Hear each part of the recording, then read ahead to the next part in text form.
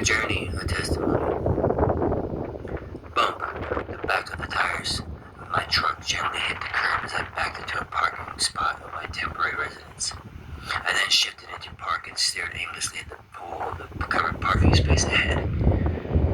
Regret, guilt, immorality, and shame threw me into a depression, causing darkness to form all around me. I couldn't think about the ones I loved, or how God has my back, or that this feeling was temporary. My mind overwhelmed with thoughts. All I considered was picking up the knife right next to me and ending it all. So dark and dreary, is this my end? I asked myself. I felt nothing, a void, rejected and alone. All other preventative thoughts were blocked as I placed a blade firmly against my wrist. I am nothing anymore and a disappointment to everyone. I thought to myself, it all started with a 20-year marriage that ended badly, followed by another serious relationship that I jumped into right at the tail end of the marriage.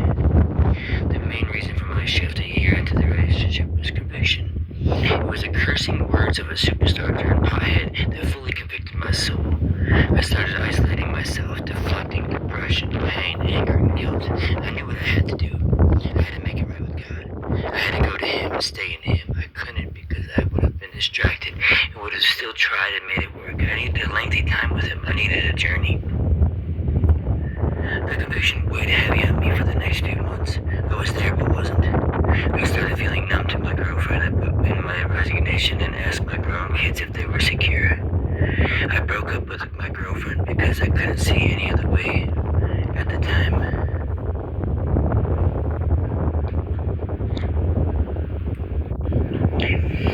I started spiraling downhill into depression. I didn't want to be around anyone. An impulse came over me and I raised a knife up in my arm and started slicing my forearm. Just a few cuts in, I realized, oh wait, I'm bleeding now. The sensation of pain wasn't there, so I kept slicing. I looked at the bleeding and felt it wasn't good enough, so I started at my stomach. Still a numbness, still no pain. I felt my life over, the grips of darkness overwhelming me. All I ever wanted to do was help. I just felt drained, empty, and hurt. Inaudible light shone through the feeling of emptiness in the void of my mind. No fear. I heard it quietly, then it got louder. No fear.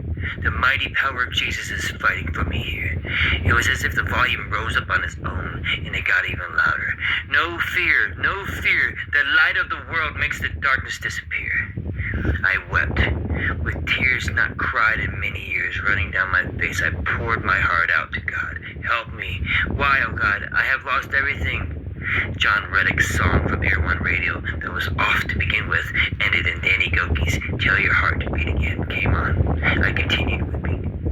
While clothed in humility, I confessed my sin to Him. Then something I haven't heard in a long time came through as a still small voice. Jireh, Jireh, I have set you apart. The instant release of built-up shame disappeared. He forgave me. He confirmed the healing journey that I needed to take, and His peace now resonating within me to never self-harm again. Although my mind was still endlessly clouded with guilt, and the location provided many memories that multiplied my pain and anguish still, I had to wait for 2 weeks because of a promise to help financially. I was stuck in this pain a little longer and the unbearable feeling that I had let everyone down.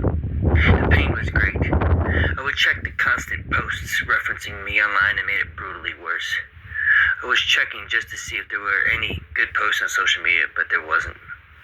All the feelings of rejection, infidelity, loneliness, and ultimately the pain from the divorce were causing more hurt. So shocking to see how a person can be so cold as I'm falling apart, I thought to myself. I couldn't go to my family because they shamed me also. The support of the two people closest to me, one placed me in timeout for a week, while the other said she helped me get over my girlfriend, so I helped her get over you. Their words were sharper than a double-edged sword. Still God said, stay silent. The rage gave me courage under fire to act in silence as I learned to completely trust in God again. I was determined to leave as soon as I could. Soon, I packed up the truck, said my goodbyes, and left, letting God take the wheel.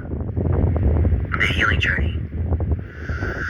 He gave me the words: confession, distraction, stillness, forgiveness, release, purpose, and practice. I still love her, Lord. The breakup hurt me so bad, even though I'm the one who broke it off. Before I left, I started getting more and more clarity, realizing I was super clouded and emotional. The reasoning and the letters of apology were real, but I was reacting out of pain and emotion. I felt like I owed an explanation and tried to stand up for myself. I didn't. I was distracted. I rode in silence with pain and tears most of the way through Arizona. I replayed the events over and over again in my head and how I could have handled it differently. Just before I got to the border of New Mexico, I cried out to God, "Why, oh Lord?" His response, ever so quietly, like the calm in a storm, "You got distracted." Just then, a flood of thoughts and situations went through my mind. It was like he was tailing me all along and trying to get my attention. I felt him nudge me a few times, but I shrugged it off and figured I'd try and handle it myself. The temptation, the good feeling, was short-lived. "Forgive me, oh God, I have sinned. I accept Jesus into my heart to stay. Save me, oh God." At this point, I wasn't even sure I had anything left in my heart. As soon as I crossed the border, an unmeasurable weight was lifted off my chest. It was like an instant healing took place. Distraction was my first focus because it caused me not to listen to him and neglect my own spirit, your gut feeling. My pride and control on life would get in the way as I was constantly not still and not quiet. It is kind of hard to hear the still small voice when you're too busy trying to always survive. If you get a strong feeling in your gut, stop and go somewhere. Get into worship, pray, and find out why. If need be, repent, confess, and re-accept and clothe yourself in humility from all distractions and listen. Newsflash, even the ones you love or are close to can be a distraction. That was where I was. My own guilt, immoral sin, shame, and overthink itself. I was hurting emotionally and I couldn't hear his voice. It wasn't just one thing that contributed to my inability to hear him. It was everything. This was a hard lesson to learn, still learning, and it took me 700 miles to understand this one. Sometimes you can be distracted for long periods of time thinking that God told you to do something that was meant to be temporary, but on your own you made it long term. God will still bless you as you learn from it, but know that you are the safest when you are in his will. Below is a poem I created. Oh, how prophetic it was. Detour in the desert, straight into sin. Look in your heart and find that road again. You may veer left, you may steer right. Stay on the path and you will see the light. Made 2003. Stillness is control. It's not always complete silence. It's response over reaction. This is a lifelong lesson for me because it's God's induced peace within you. Steven Furtick was instrumental in helping me learn this. Stillness isn't weakness, it's control. Powerful people train themselves to have clarity, to pause before you speak, breathe before you move, and discern before you decide. It's the inner peace that comes from guidance from God and must be guarded. I failed this often. In all three of my longest relationships, I was just tired of taking it and being brought down constantly, so I started speaking up for myself. Well, that went not well with the definition of smart and dumb. Calm isn't natural, it's built, Steven Furtick. Almost all my reactions deflected into anger or depression because I was hurt. While I know the practice of this is lifelong, I know now that I don't owe anyone closure when God has given me grace and confirmation. I recognize that all my battles belong to him, and his yoke is light. I heard this somewhere. What the enemy used for a setback, God uses as a launch pad. Forgiveness isn't forgetting, it's release. Release is letting go from your heart. God will sometimes set you apart not to make you lonely, but to preserve you. This one resonated with me, for God told me that all doors will be closed and that he has set me apart. Suppressed unforgiveness can lead to chaos, resentment, and bitterness for all parties. Many times in the Bible doesn't mention the importance of forgiveness because it can be a burden that can limit spiritual maturity and destroy relationships.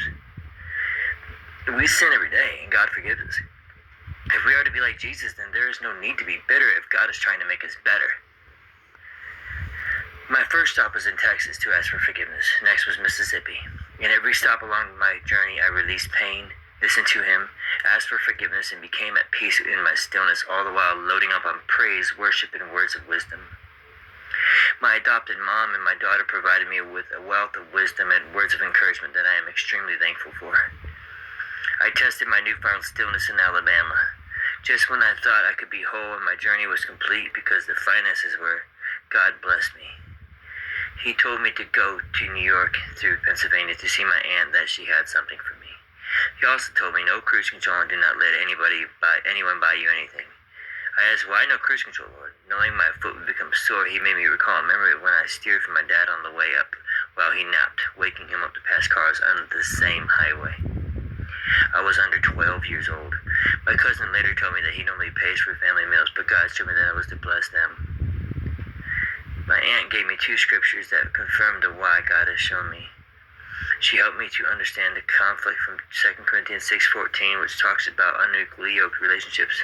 Having a relationship with God and continually growing in Him will teach you how to love, because God is love. Well worth the 1,100-mile trip. It gets better. Right after the wonderful conversations, loving guidance, and delicious stromboli, I headed north to New York. Upstate New York is a beautiful country with deciduous trees, rolling hills, and farmland that stretches for miles, and old country homes that are probably in the historic age. As I made my way through Addison and went straight to the little village outside of town, I started to reminisce and shift through all the memories playing in my head. Driving up the steep hill on the road, once walked twice a day for school, there was no doubt the reason why all of us boys had tree trunks for legs. There, at the end of the tree-blocked driveway, stood the little remnants of the house I grew up in, surrounded by beautiful green trees all around it. While I was walking in the middle of the broken-up wood that resembled a deck, I was reminded of the hurt and pain, the physical, the emotional, the mental, and the sexual abuse that I had gone through right there. More than anyone should have to endure. Right there in the middle of the deck, God called me to forgive, and with that came a release and healing of the past trauma suffered there. For a while, I wanted to buy land up there because of the majestic beauty and the desire to live there. I didn't feel that anymore. While I was reminiscing on the reasoning for the love I still have for trees and greenery, I was reminded of 2 more steps I had to make. I went through the old village and up the steep hill to the farm. The house was completely unrecognizable from when I first saw it. Out of the doorway came a familiar face, slightly older than 30 years prior. I told them how they gave me purpose when I lived there at 16 years old by myself in a cabin during winter and through May. They kept me busy with work, a little money, and food to eat. As I confessed to them how they really helped me out and how appreciative I was for their kindness, tears started rolling down my face. They gave me purpose. They fed me. They fueled my empathy and distracted me from the rejection I felt. I could see that my words meant something, and I really wanted to let them know how blessed I was because of them. As I was leaving, a good memory of us 3 boys playing barn basketball and throwing eggs and hay bales at each other, along with the constant supply of fresh milk, popped in my mind. By now it was getting dark, but His Spirit prompted me to go to the last stop.